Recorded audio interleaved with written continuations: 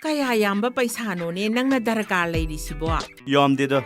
Yamdabado masing amadi lairamgani dana. Lising mga amuk lairadi yanida. Lising mga. Adudi ne aingonda di hekta yamdori mine. Ay piroi haibadi natiba. Hauzikandi ne apikpa usit na ne. Mahunga se pikna saba yaponti. Mina usit loidori mine. Mina tawado ay koisu tawataba. Kay tienda paisa sanba mayama malai. Imana puraga pidoiba. Dunang kayda sizanadoy ba? Dress khar lege tuition chatke. Kuire. Aina class amata tamai se pass ta hol sirana khalle. Adu oiradi lising mga da nate puraga lising tariet pige.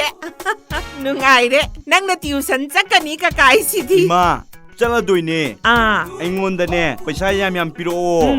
Ai nungai na sijanage. Ado ima dress di lising umuk tengi lerege yanida. Aduga ozada ne paisa khara pisin siran tawbaneba. Kaino ne hairisibo. Tha phadringai larik tamba haudringaida paisa hana pinabro. As khangdreda matamsi. Oh pinare angang singsina ne ba. Mayumdagi lakthoga ne ba.